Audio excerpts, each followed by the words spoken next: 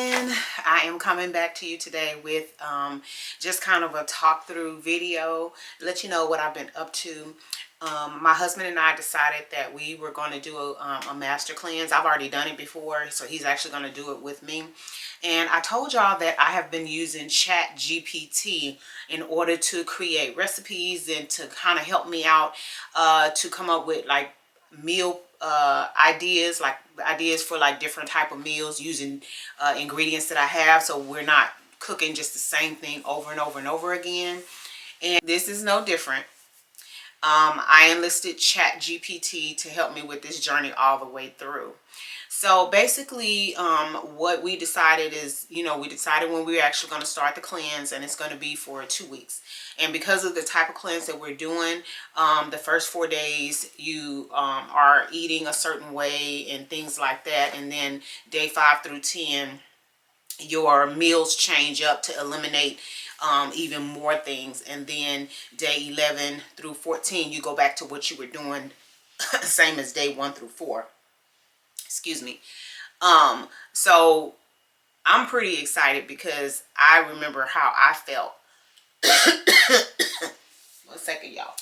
I'm pretty excited because I remember how I felt when I did this cleanse when I was working with my wellness coach. So yeah, I'm looking forward to that. So anyway, once we figured out when we were going to do the cleanse, what I did is I went on to, I weighed myself, he weighed, got on a scale, we documented our weight, and then we discussed together what our goal was for the weight loss, because the cleanse is not for weight loss, it's to eliminate impurities from your body.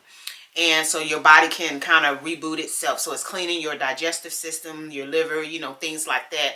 And so, yes, because of the fact that you're on such a restrictive eating regimen, there is some weight loss that happens, but the work is up to you. You have to eat what you're supposed to eat.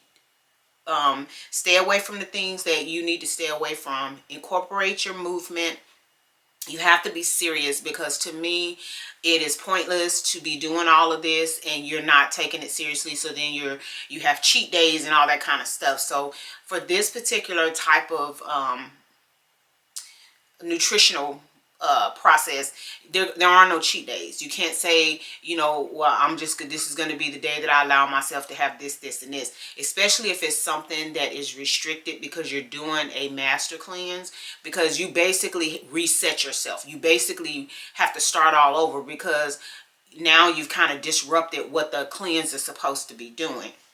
So at any rate, once we both discussed what our weight loss goals were, we calculated what that looked like in relation to where we are now. And so with that being said, I plugged in a ChatGPT say for example, how many calories per day would a woman who's 56 years old, 5 feet tall, this weight, need to lose, or how many calories would she consume to lose X number of pounds. And what ChatGPT did was it went through the whole spectrum of if you're moderate to low, if you're if your movement is moderate to low, if it's a lot, it gave you different examples of how many calories you would take in based on your exercise and based on your, like I said, your age and then your height. And then it told you, like it did from 1 pound, and it said if you want to lose 2 pounds, you would do this. And we're talking per week. How many pounds would you want to lose per week? And it tells you how many calories you would need to consume in a day. So then what I did is I took the calories that it gave me based on what my desire was and based on how often I know I'm going to be moving. And I said, hey, ChatGPT, based on this number of calories, how many calories should each meal contain? So then I said I wanted 3 meals and 2 snacks.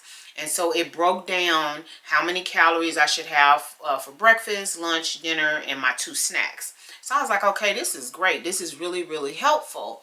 So I knew that I had quite a bit of animal protein in my freezer. We won't be able to do shellfish, but we can do regular fish. So I have you know, some stuff that we won't be able to eat up there. But I did have enough to get started. So I'm only focused on, because the first 4 days is going to be different than the day 5 through 10. So I'm only focused on the first 4 days. I don't like to meal prep or plan or anything like that for more than a few days at a time now, because we were wasting so much food. So anyway, when I put that in there and it told me about my meals, what I did then was I notated what I had in my freezer, what I had in my refrigerator, what I knew I wanted, because I definitely wanted to make at least 2 different kinds of soup. And so with all of that in mind, I now took this information and said, hey, ChatGPT, can you create a recipe using these ingredients for breakfast? And so it gave me the rundown, and I also put in there, if it included something I knew I wasn't supposed to have, I would say, please I can't even talk.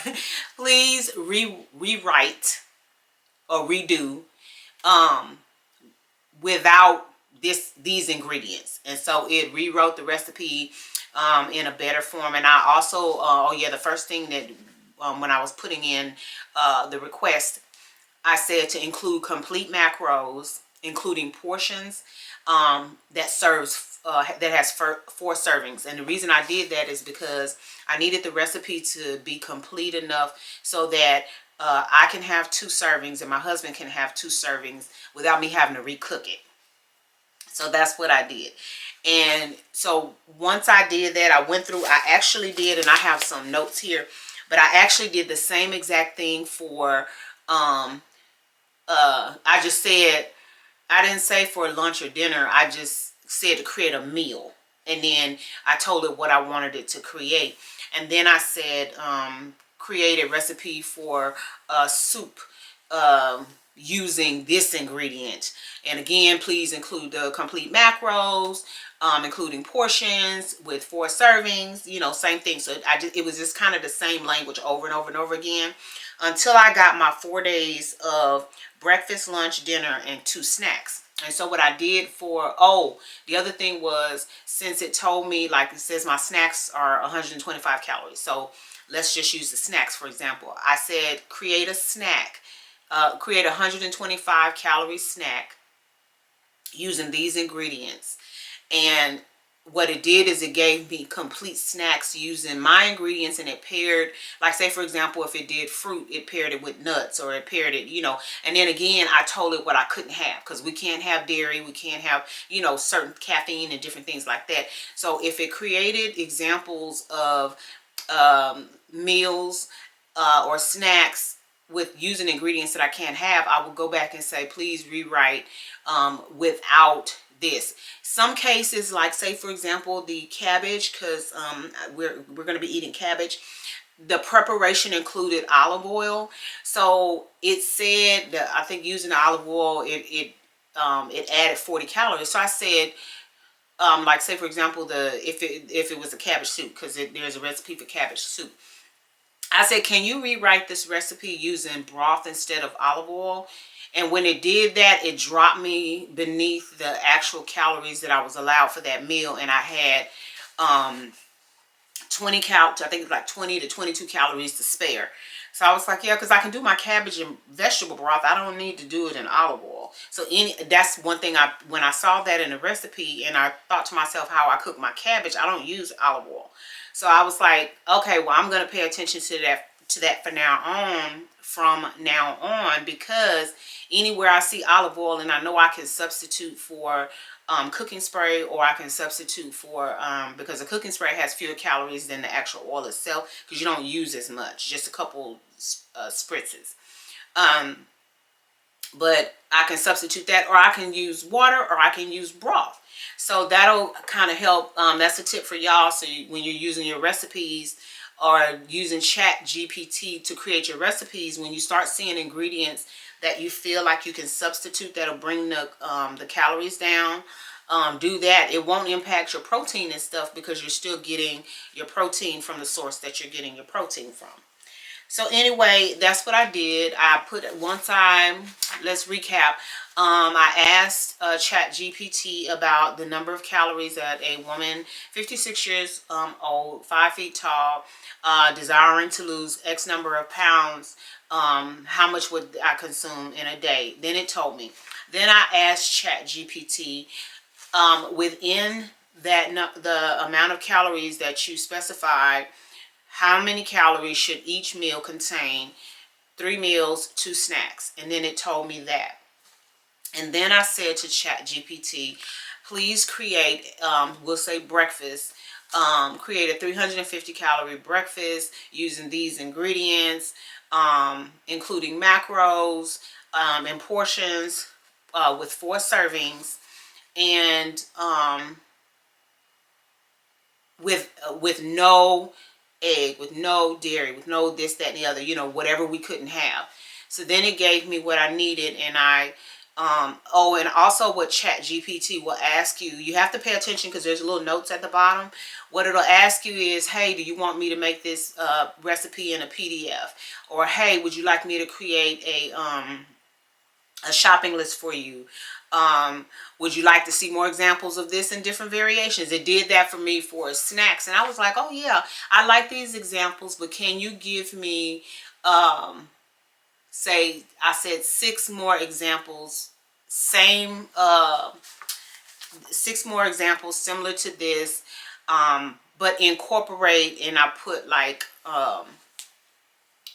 plant-based yogurt, different things like that. So then it gave me my additional examples, and basically what that did for me is it gave me a nice little list to pick and choose different options, and I still have some left over, so that when I do my next set of meals, I can go back to ChatGPT, or I can replicate what I've already did, what I'm doing for the first 4 days, or I can pull from that list like snacks and meals and stuff that we haven't had.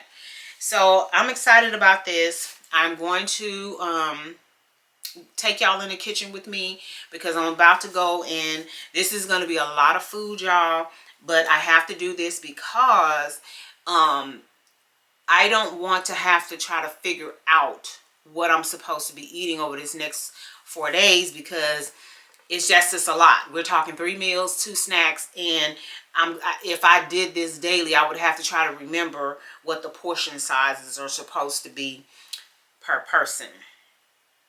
So, yeah. So that's what I'm going to work on. I do have, we're having a wrap for one of our lunches. I'm not going to do that because I don't want the wrap to get all soggy and mushy. So there are a few things that I won't do, but I am going to be making quite a bit of food today, and I'm going to try to make sure that I do a complete day's worth of food. Like, I don't want to be jumping around making different things. What I like though is, say we're going to have tilapia, quinoa, asparagus, and carrots for one of our lunches, but I'm also going to have that again on another day. So that's the reason I needed to specify to ChatGPT to make sure it was 4 servings, because we're going to have that twice during this 4 days, whether it's lunch or dinner. And so that way I only cook once, but I portion everything out, and it's 2 servings per person. And the macros is already calculated. We don't have to figure that out, because that was the whole point of having ChatGPT do the recipes for us, because the macros are calculated for us. And so we're not like going in hard on the protein and stuff like that. We just needed to know what it looked like, because if a meal was like had too much sodium or things like that, I needed to see that so that I can adjust. If it didn't have enough protein, I needed to see that so I can adjust. So I'm going to be putting, because one of the things that we are going to be eating, we have a cabbage soup, but we also have where is it at? Yeah, it's a black bean and chicken soup. So I'm going to be doing 2 soups. Both of them will be I don't know if I'm going to need to do the cabbage soup in the Instapot, but I'm going to do the black bean. I'm going to do my beans in the Instapot for sure, because these are whole beans. These are like in the bag. They're not in a can. And I notice I keep saying a lot, but I'm sorry, but I'm thinking at the same time. So it takes about 30 to 45 minutes for beans to cook in the Instapot, and that's huge because that's a big time saver for me. So another example is our breakfast. So I was already making my chicken patties. They're it's made out of ground chicken, and they're breakfast sausage patties. I was doing that anyway, so that's what I chose to do this time around. So we're going to have, and I know some people have the mindset that you only eat what's considered breakfast food at breakfast time. But you can have savory food that you eat at lunch and dinner for breakfast too. It's still a meal. It's all food is food is food is food. We can't do any oats and stuff like that. So we can't do like overnight oats or oatmeal or grits or, so I had to be creative. And that's why I chose to use ChatGPT, because ChatGPT could go out in the universe and pull more information than I could pull from my brain. I only pull on what I know, right? So for breakfast, one of the days we're having a chicken sausage patties, sauteed cabbage, roasted sweet potato, and some berries. So that's just kind of give you an idea. And then like for snack, it's like sliced strawberries and sliced cucumbers. And a while back when we were shopping at the Asian market, we found these melons. And the funny thing is, I saw the melons there quite often, but I never was curious enough to pick one up. So one day I did, because I was like, I want to try something different, and it's a fruit, So I got it. I think I got one, and we cut it up. It's a cross between like a cantaloupe, a honeydew, and an apple. It's kind of crispiness like an apple, but it has the kind of smell and flavor of a honeydew with a little bit of a taste of a cantaloupe. It was a really nice and surprisingly fresh and refreshing fruit. So what I did is I don't know how that happened, but when I did my grocery order online, I requested, I think like 4 or something like that, and I wound up with a whole box of them. And I was telling my husband, I said, I don't mind it, because I didn't pay, I don't know if I paid for this, but we definitely gonna eat it, because it didn't go to waste. We really enjoyed it. My kids enjoyed it. It was just good. So this time I got it. It's called a dream melon at HEB, and it's called something else at the Asian market. But when I saw it, I was like, ooh, we can get one of those and use those like for snacks and stuff. But when it came, it was like 2.5 times the size of the one that I got from the Asian market. So I was like, oh wow.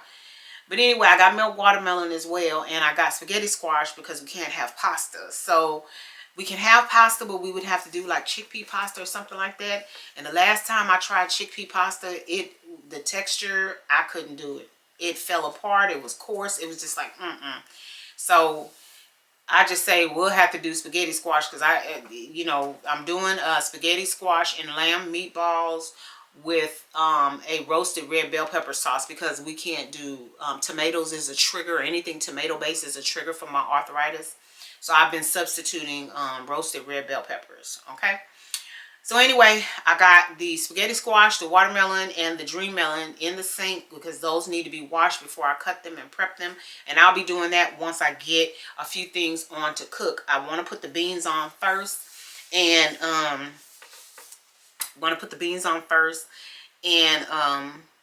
then start working on some other things. But we will see you in the kitchen. All right? Come on, y'all.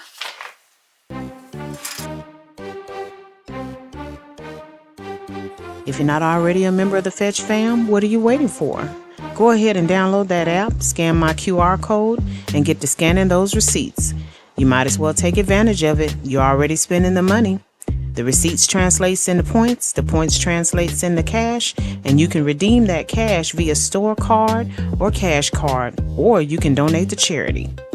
Well, all right, we're going to go ahead and get out of here, but you know we don't do so without saying, love yourself, love somebody else, and until next time, y'all take care. Bye.